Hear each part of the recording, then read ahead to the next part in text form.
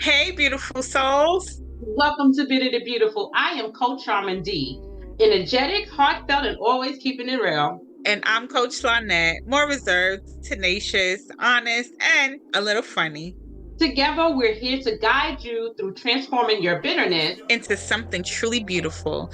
Join us on this journey of healing and empowerment. Hello, beautiful souls. Welcome back to another transformational episode of Bitter to Beautiful. I am Coach Charmin D. For the month of August, our focus is self-care. Yes, self-care. We have bloomed and now we are flourishing in the pollination phase. Coach Lonette? Hey, beautiful souls. I'm Coach Lonette, and we are excited to discuss self-care. Self-care can be likened to the pollination of a flower. It's essential for its growth and reproduction. In an analogy, just as a flower requires pollinators to transport pollen for it to thrive and bear seeds, individuals need self-care practices to replenish their mental, physical, and emotional health. Activities like meditation, exercise, and social interactions nurture various aspects of one's life, promoting a balanced, productive, and fulfilling existence. Effective self-care allows individuals to flourish, displaying resilience and vitality akin to a well-pollinated flower in full bloom. Self-care is the foundation of our personal wellness, and we need it to improve our resilience and overall well-being. This episode is designed to empower you to take some time to take care of you. We want to welcome Coach Aneesha. Coach Aneesha, just tell us a little bit about yourself. Thank you so much, Charmin and Lonette, for this opportunity. I'm so excited to be here on the Bitter to Beautiful podcast. As you already shared, I am Aneesha Nelson. I'm a registered nurse and nurse coach, and I love to nurture, help, support nurses, businesswomen, mothers, wives on their journey to self-care, because one thing I realize is that when we don't take care of ourselves, we're not able to take care of others. I am a mother of one, and I'm a mother of four. I have my oldest is 9 now. My twins just turned 8, and I have a 2-year-old. I am a business owner. Actually, I have several businesses in addition to still working as a registered nurse. So listen, I know a little bit about what it means to take care of you first. So thank you so much, Lonette. Not your superwoman. That is Aneesha. To me, when I grow up, I want to be just like her because I do not know how she managed it all. It's serious. All right, so let's get started. You know, we always start first with a couple of scriptures. So here are 2 verses that we're highlighting for the importance of self-care. 1 Corinthians 6:19 through 20. Do you know that your bodies are a temple of the Holy Spirit, who is in you, whom you have received from God? You are not your own. You are not your own. You were bought at a price. Therefore, honor God with your bodies.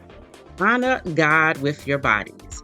Mark 12:30-31 in the NIV version says, love the Lord your God with all your heart and with all your soul and with all your mind and with all your strength. The second is love your neighbor as you love yourself. There is no commandment greater than these. These scriptures remind us of the sacredness of our bodies and the importance of loving ourselves as we love others. Coach Lonette? Thank you, Coach Charmin. Of course, we have to start with the foundation of scriptures. So I have a quote from Eleanor Brown, and it says, rest and self-care are so important.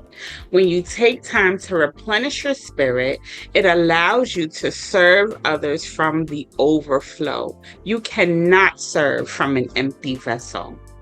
Let's start with our questions. So, how do you personally define self-care, and why do you believe that it's essential for everyone? That's such a good question. When I think about self-care, we have so many definitions of what people think self-care is. And so I'll give you what my definition of what I believe self-care is. So self-care to me is really all about being about intentionally taking time to nurture and care for your physical, your emotional, and your spiritual well-being. A lot of times we think of self-care as just taking care of the physical part of us. Like Charmin said, our manis and our petties and our massages, those are things that are part of self-care. However, it is not the totality of it.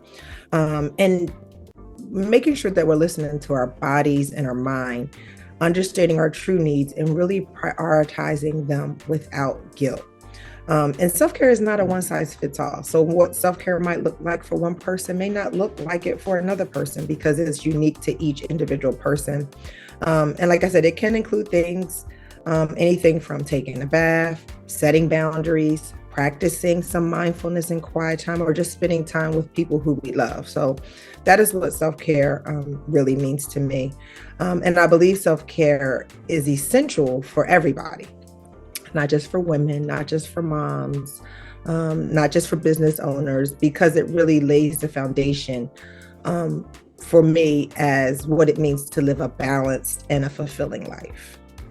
It's just that. And when we take care of ourselves, we are able and better equipped to take care of the stresses in life that show up when we need to be there for others to support them. We're at a place, like you said, Coach Lonette, is that we can't pour from an empty cup. And so when we take the time to give ourselves that self-care, now I'm able to show up and be that support needed to help others.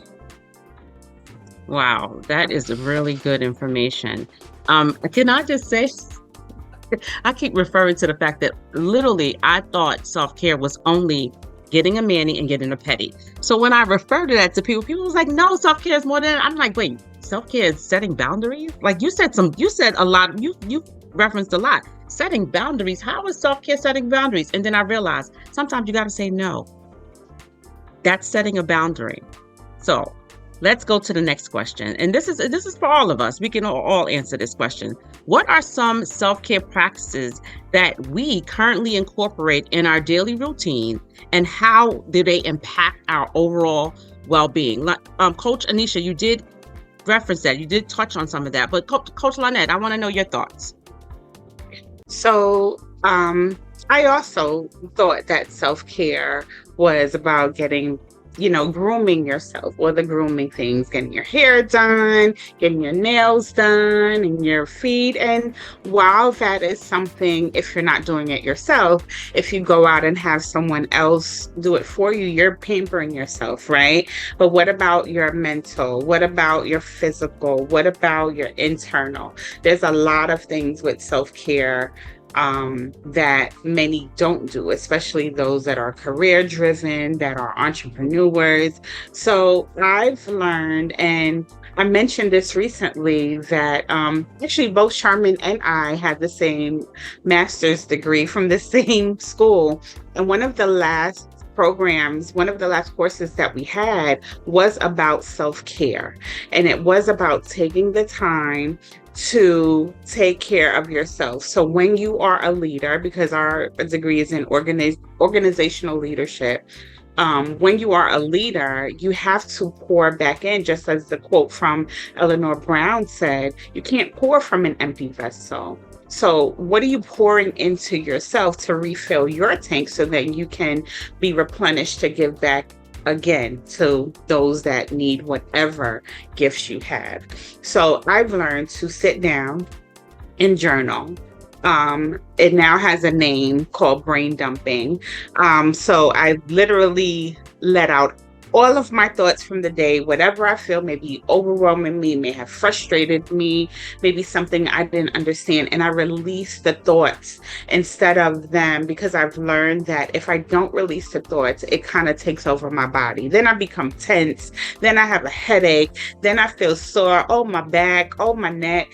So I've learned to release those thoughts. And I also use prayer to release it to God. He says to cast our cares on him because he cares for us. So I've learned to literally, and I'm moving my hands up as I'm casting my cares, and I say, Lord, take this and take this. and take this because, it does something to your body. But then I also had to think about what was going on in my mind. So releasing all those thoughts have helped me.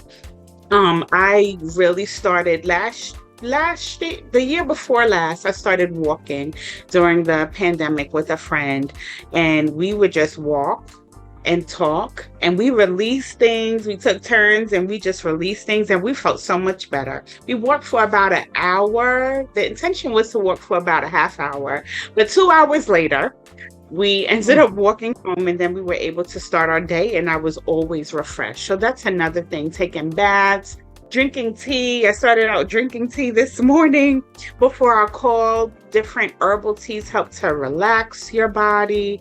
And then my mom and my wife as well. So I've learned to, when I come home from work, sit down and have at least 10 minutes of quiet time. I had a family meeting, and I said, when mommy gets home, she just needs 10 minutes. Before I get cooking dinner and everything, just give me 10 minutes. And I've learned to just sit down and deal with the thoughts that are running through and racing through my head before. Because as a mom, I'm always preparing. Okay, dinner's next. Then we have to have a family meeting. Then we have to have some devotional time. And then you're always on a schedule.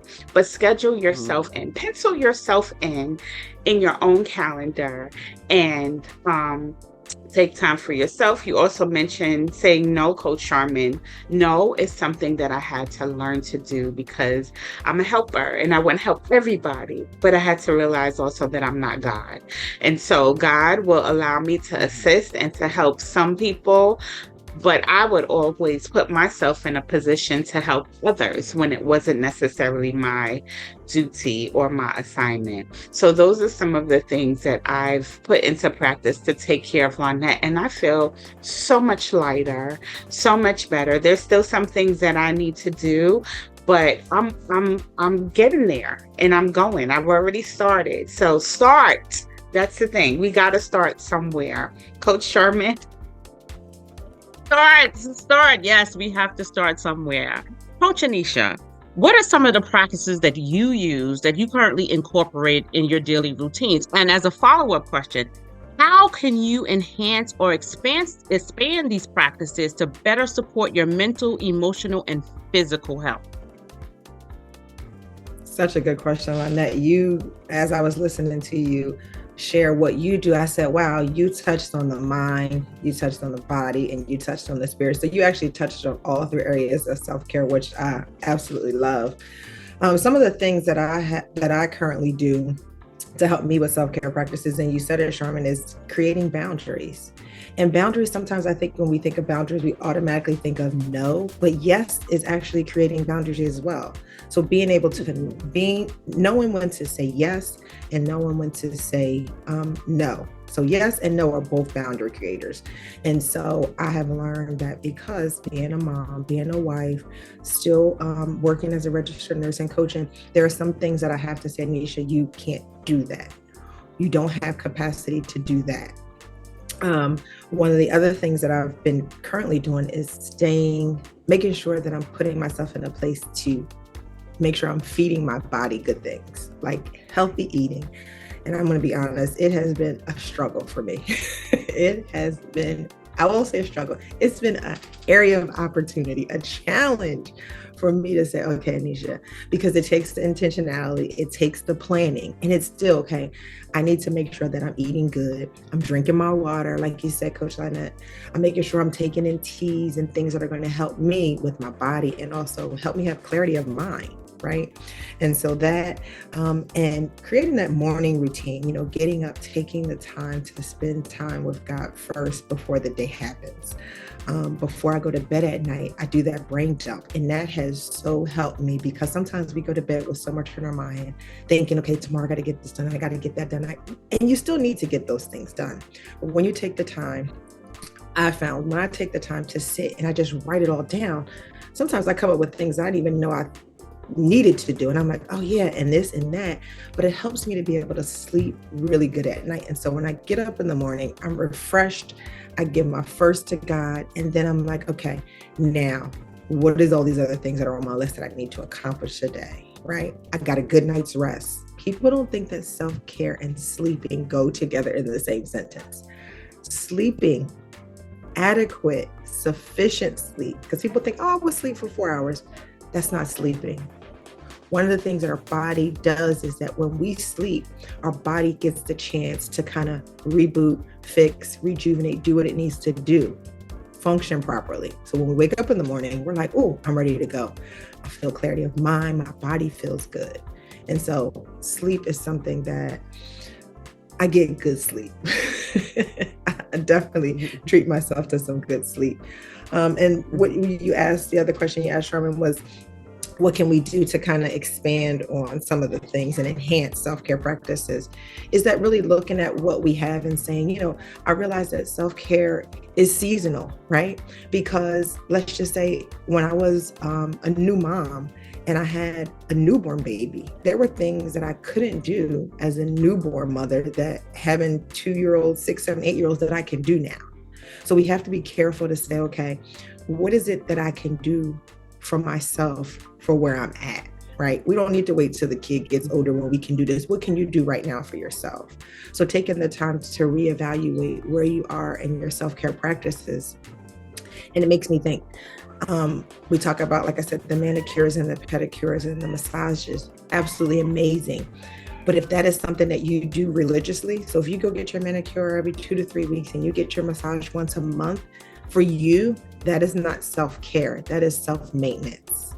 So maintenance is what you do to keep this thing going. You get your oil changed on your car, you do it because it's going to keep the car running. You get brakes whenever you need it, you get new windshield wipers. Those are the things that you're going to need to maintain the car.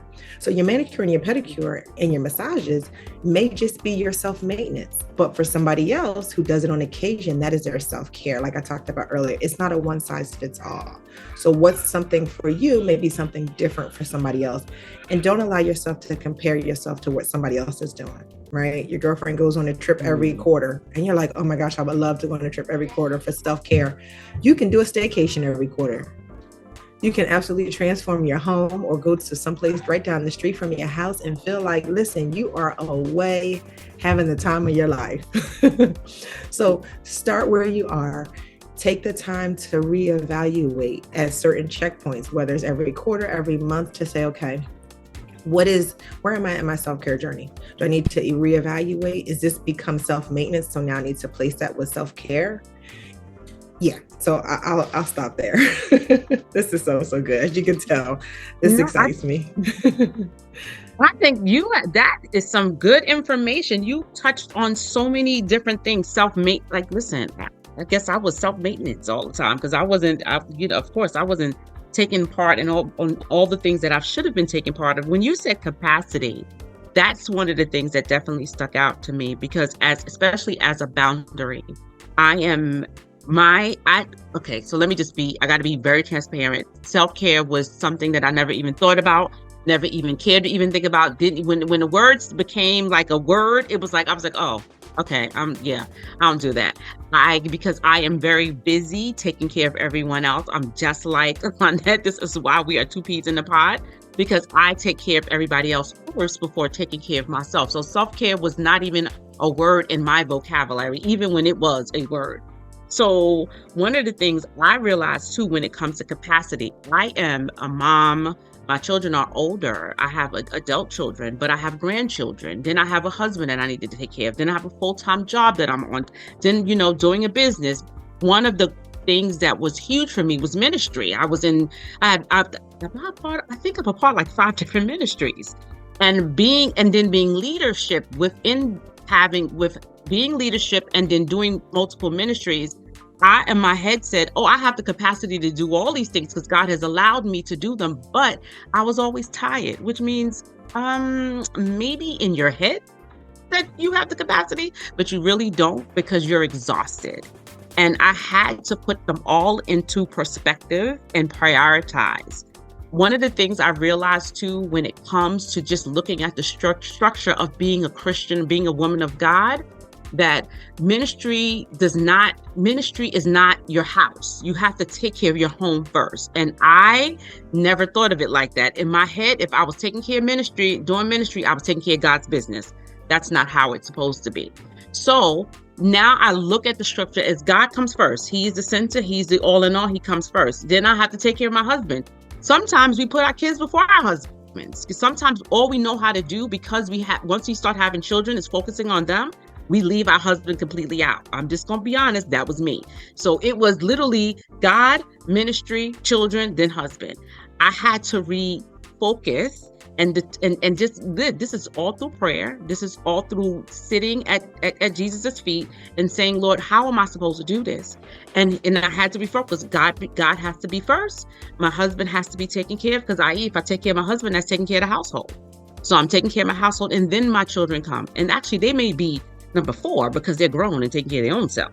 So I like what you said when you said in regards to capacity. Capacity is really important, because sometimes in our head, we believe we have capacity to do all these things that we really don't have the capacity to do, or that they're not God things. They're our things. They're good things, but they're not God things. So we have to focus on that. And definitely the seasonal, when you talk about seasonal based on how you take care of your children, it makes sense, because you're going to have more time to do something listen, depends on how your kids are. My kids were criers. Can I just say that out loud?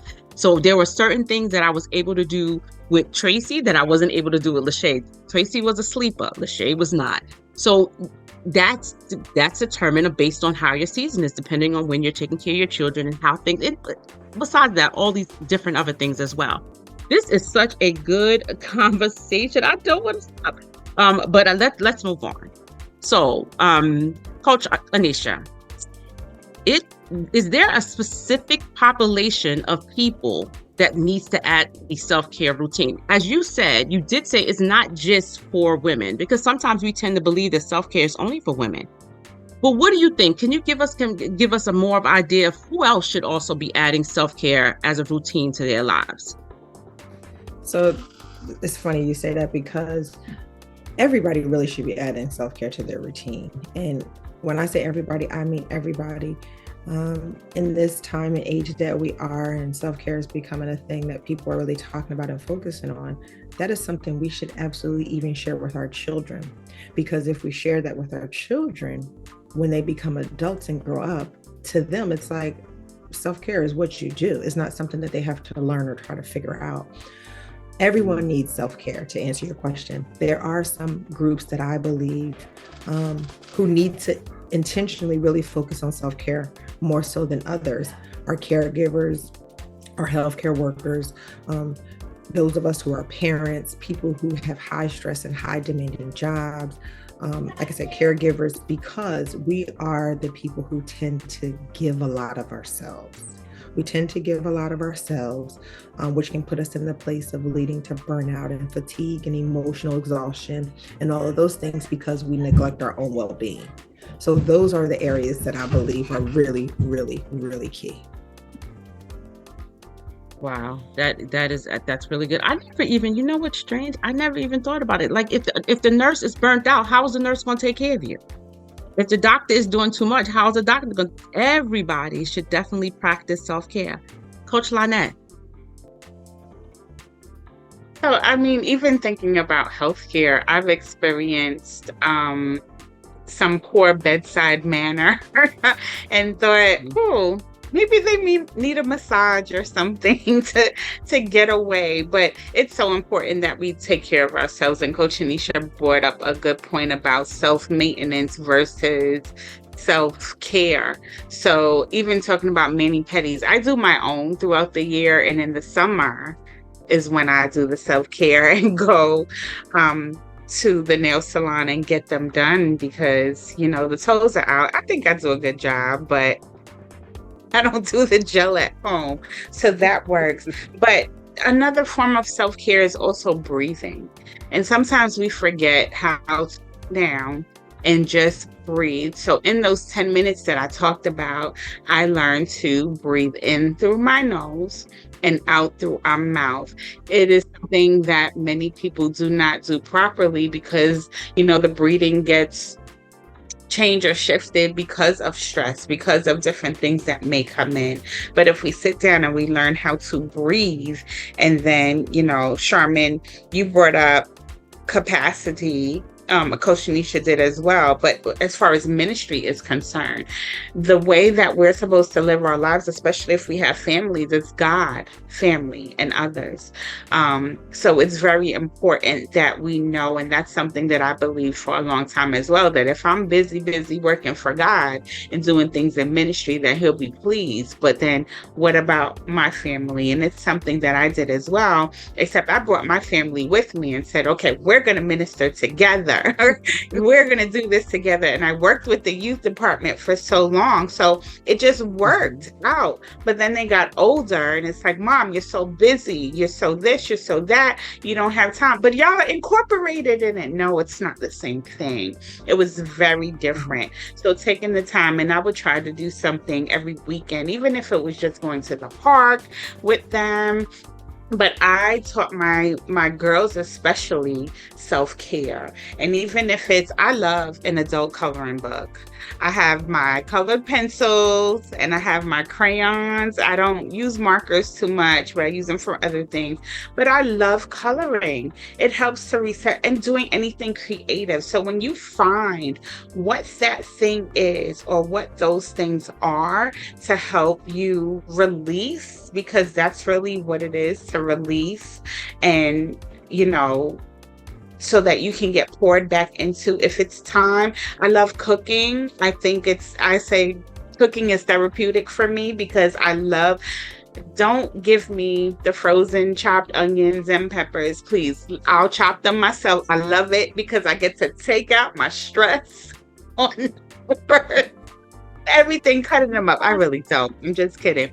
But I love doing it. So whatever it is that you need to learn how to do, maybe you don't know what to do yet. Think about the things that help to relieve you. It may be something small, but if it helps to relieve you of any stress, go ahead and find a way to put that into your schedule. So one of the most practical ways to nurture yourself is by establishing a consistent self-care routine.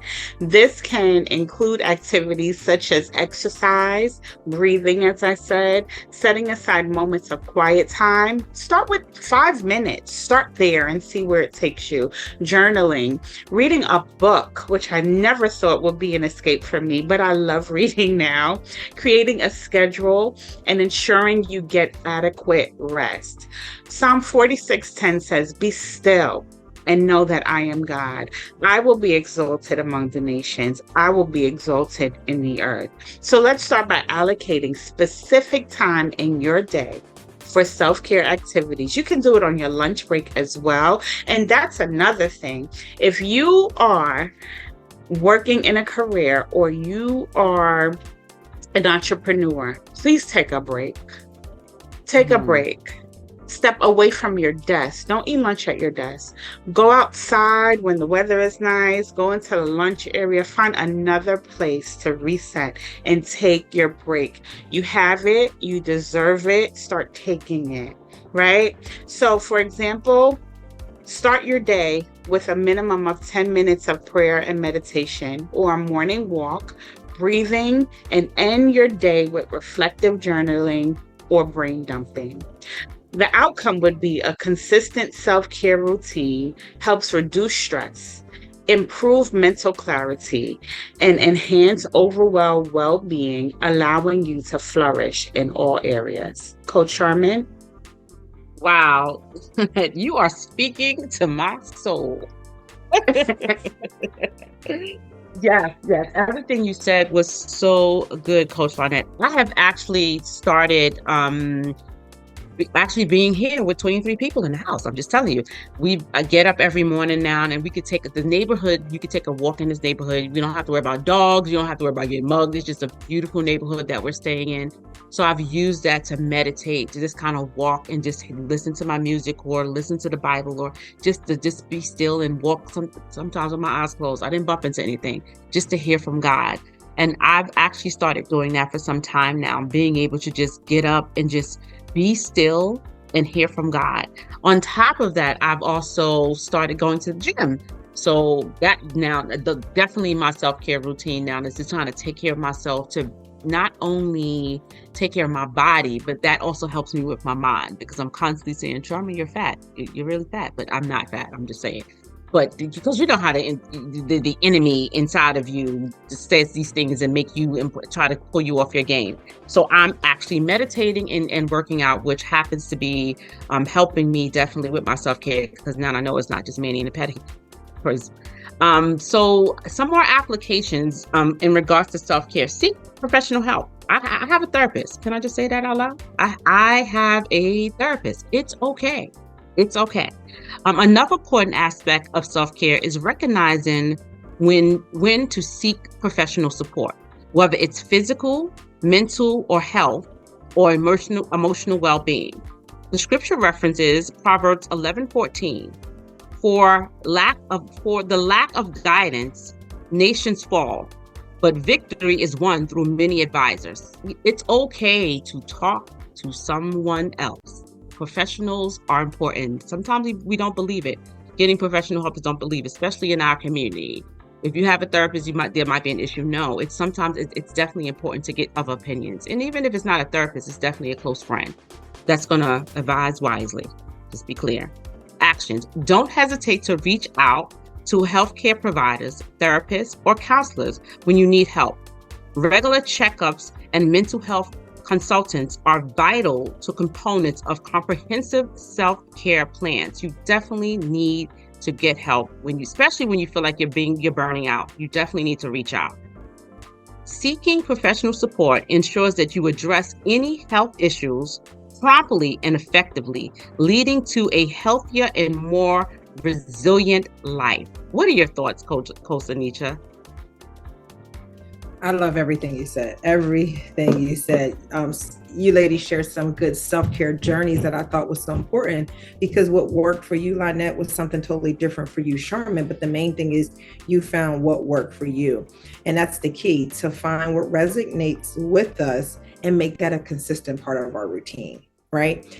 Because really our well-being deserves our attention and our care. And when we prioritize our self-care, we're not only nurturing ourselves, but we're also enhancing our ability to support others. So all the things you ladies shared, I'm over here shaking my head and I'm like, yep, that too, yep. And that's good right there. I mean, literally, you ladies gave so many good things. So many good practices that you are incorporating into your lives. And I challenge anybody listening to the podcast, and even for each of us, is to make sure you are giving yourself at least an hour a day for self-care for you. And if you're listening, you might say, an hour? I don't have an hour. I challenge you, you absolutely do have an hour.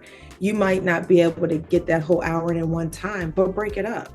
Like Coach Lonette said, maybe on your lunch break, take 15, right? Take 15 of that hour to say, okay, I'm going to take some time to just walk and get out here, listen to the birds chirp, get my exercise in, and work on this physical body, right? I'll pull up into the driveway and I sit for 15 minutes, either when I'm leaving the office or when I come home on the days that I work. And I sit before I make my next move to take this one hat off and put this next hat on. I take 15 minutes time just to breathe, just to look around, no music, no talking on the phone, taking time for just me. Find what resonates for you, but you absolutely have 1 hour in your day. At least, you may have more, but I challenge you to take at least an hour a day to find something that's going to nurture you and to provide yourself with that self-care. Wow, that is good. An hour a day. Now, you can give yourself an hour a day. Come on. Come on. Definitely important. It's you. You need to help you. And helping you is giving yourself self-care, i.e. giving yourself an hour a day. What are your thoughts on that? Yes. It can absolutely be hard to give yourself. So I would say, part of the self-care journey, especially if you're a mom of younger children, can be setting a bedtime for your children so that you can take that time afterwards to say, okay, now this is my time. Whether you're going to have a cup of tea, a cup of hot chocolate, or whatever is in your cup, and you just relax and find something to do. Now, even behind me, part of my self-care routine has also been drawing. I've gotten canvases from Michael's. They have them at the Dollar Tree as well. So I find on Amazon as well. So I paint and I draw. Whatever, creativity is really a release for me. So find whatever it is that will suit you. And Coach Charmin, you talked about therapy. Now, when I think about therapy and why a lot of people have not grabbed hold of therapy is because the family dynamic has changed. Back in the day, we had, well, if you're from the South, I'm not, you had Big Mama, you had your grandparents, Nana, or whoever, or an older person in your life who had wisdom, and they would see things and they would guide you. And that's how I grew up. So therapy was not something that was in the back of a lot of people's minds, but the family dynamic has changed. And, you know, families are all different. You have single parent homes, you have, there's a variety of different homes that people grow up in. And, you know, there's a lot of things, especially after the pandemic happened. Therapy is necessary. Social aspects, mental aspects, physical aspects, a lot of things have changed. So some of the things that you can look out for to ask yourself is, you need a therapist. If you're complaining a lot, if you find yourself in bed a lot, if you're always Netflixing and chilling, you may need to talk to somebody. If you are, if you look at people's reactions and you're more of a Debbie or Darren Downer, because you'll shift the conversation, you may need to talk to somebody, right? And there's a lot of scenarios we can go on, but it's also about finding the right match for you. For my personal journey in therapy, I've kissed a lot of frogs until I found someone that was my match. There were a lot of things that happened, and I'll say I went to one therapist and she asked me, well, what is wrong with you? That was my last visit. Well, what was wrong with me was what you're supposed to help me work through. So I went and I found a gem of a therapist, and she has been very amazing. And, you know, you just don't think that you're better than therapy. Therapy for me has helped me to see things. They study this craft in order to help you. So don't think any kind of way, I don't need this, I don't need that. Well, if someone is telling you that you're angry, if someone is telling you that you're bitter, if someone is telling you that you're sad all the time, or you're moping, or you seem anxious, if more than two people are saying it, consider it. And there's a number of places that you can go. There's BetterUp. There's a lot of online places. Find your insurance company. They have a list there. And then today. Now I'm off of my soapbox. Coach Charmin, it's on you. That is a good soapbox to be on, actually, because people have so many anxieties when it comes to therapy. And you're right, you have to just find the right person. It took me 2 therapists to find the right person. And then she's leaving me. But the point is that therapy is not bad. It's definitely important. And it's not to hinder, it's to help. So we have to be mindful of that. But back in the day, it was something that, you know, people were so afraid of it. There's no need to be afraid. And Lonette will help if she needs to. She did mention she kissed a couple of frogs and she found the right one. And sometimes you just got to keep searching. You got to keep searching. And then you also need to let me just say this as well. One of the reasons why I never really sought therapy was because some of the thoughts people have, especially our community have, but then I thought I couldn't afford it. So that was like, even with the salary that I have and the job that I have, I thought I couldn't afford it. So because I couldn't afford it, I wasn't going to try it. And when I realized, actually, when I talked to Lonette, she told me about a company that could help, and I was able to get it through my insurance. So I would check before you say no. I would definitely check. So we are getting ready to close. Thank you for joining us today. Remember, nurturing yourself is the foundation of flourishing. By establishing a consistent self-care routine and seeking professional support, When needed, you can build a resilient and fulfilled life. Be clear.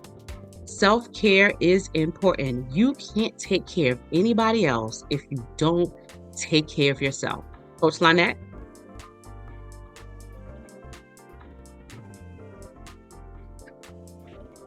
Thank you, Coach Charmin.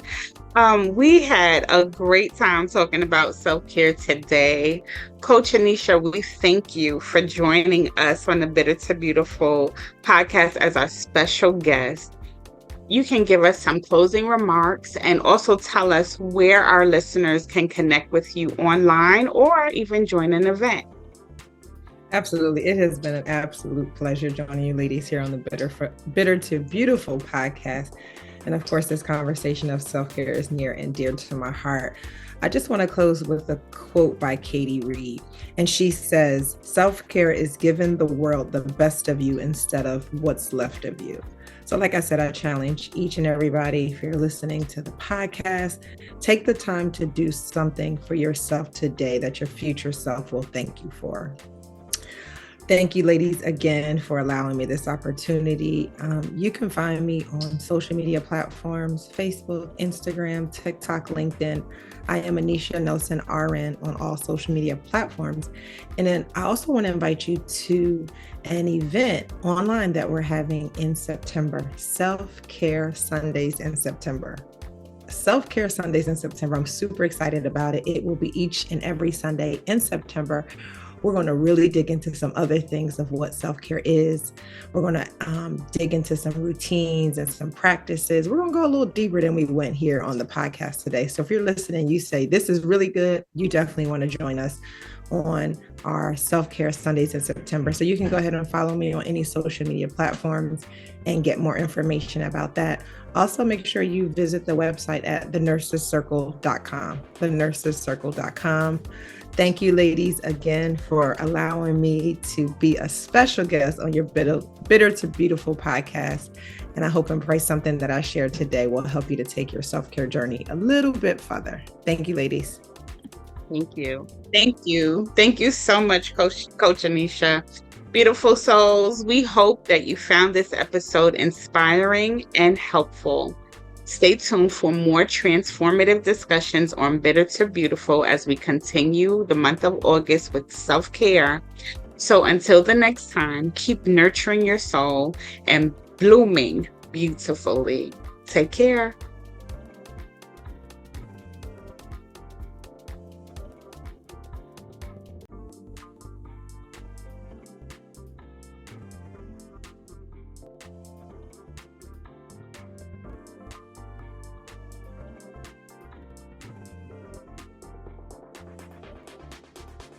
As we wrap up today's episode, we want to extend our deepest gratitude to you, our listeners.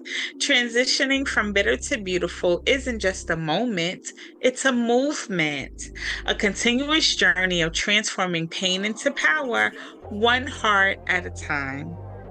And to all our first-time listeners, welcome to the family.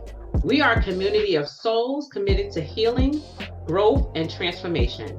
Click on the link in the bio to subscribe to our mailing list and tune in every week. When you subscribe, you'll also receive information about our live pop-up rooms on Clubhouse. As we embrace life's journey and find the beauty in overcoming bitterness, remember, bitterness isn't beautiful, and your healing is just the beginning of a beautiful new chapter. Don't forget, new episodes are released every Saturday. Whether you're listening on Spotify, Apple Podcasts, iHeartRadio, Amazon Music, or Listen Notes, there is a space for you here to find healing, inspiration, and strength. Thank you for joining us. Until next time, keep embracing the journey, keep healing, and keep transforming. Here's to turning all our bitter experiences into beautiful victories. See you next time.